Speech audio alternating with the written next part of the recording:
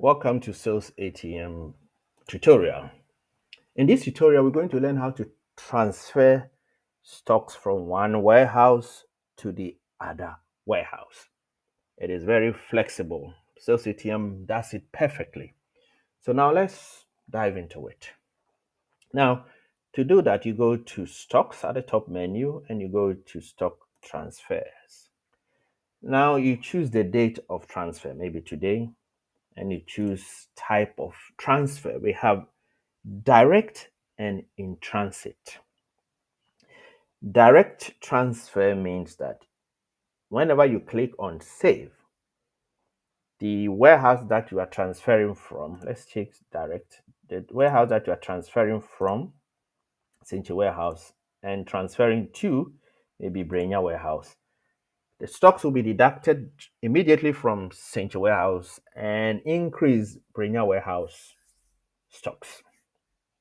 But if you choose in transit, the stocks will be deducted from transfer from warehouse, but it will not be added to the transfer to warehouse until they checked that it is received and saved before the destination or transfer to warehouse stocks will be increased. So now let's do direct transfers.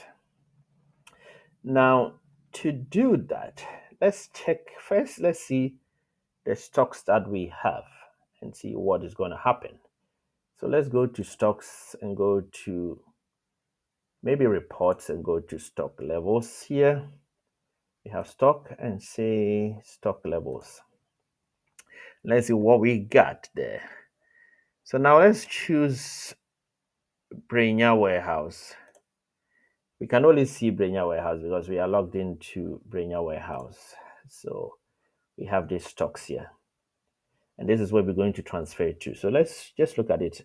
1,900, 990, and 290. We're just going to add 100, 10, and 10 to it.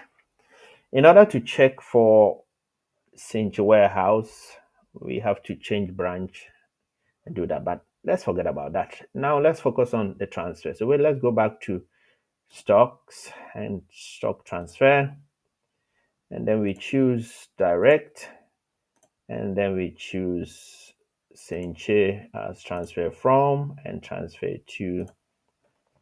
And then we add our stocks. Let's say, do we even remember what we chose? Maybe we chose, I've forgotten, but we remember we chose 10 of that.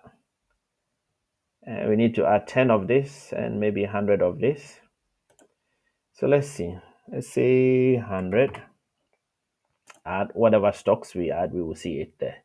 So no worries. And then we choose folic acid. Let's say 10 of it. You know, expiry date, badge number, all information is here before you transfer, so that you make sure that you are doing the right thing there. Let's choose 10 of this one too. Different stock, that's why you see two, because they have different badges and expiry date. This system is more geared towards the companies that care about badge numbers and expiry dates. So we add it and we close and we click on Save Transfer. Then it will tell you successfully done. You have your nice waybill here that you can print, inventory transfer waybill, and you have the date, the waybill number, and the quantity that we transferred. You can print it and give it to whoever is transferring it. So now let's go and see if it has increased our stocks there. We go to stock levels and let's see what we got there. We have Brenya Warehouse and say view.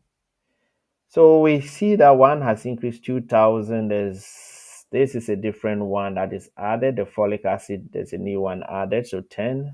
And this was also increased. So we got everything here under control as it's supposed to be. Yes. So we got it. Nicely done. Now, there's one report that you have to check. We have something called, we go to stock and we call it stock movement. It gives you everything that has been done. So you can see the transfer that we did. What it shows is that 100 was deducted from stock transferred, stock transferred, stock transferred. So this, it shows you where it was deducted from. This was transferred from Senche to Brenya warehouse. 100 was deducted, and this was the level. And you have another one. So you can see the warehouse Senche.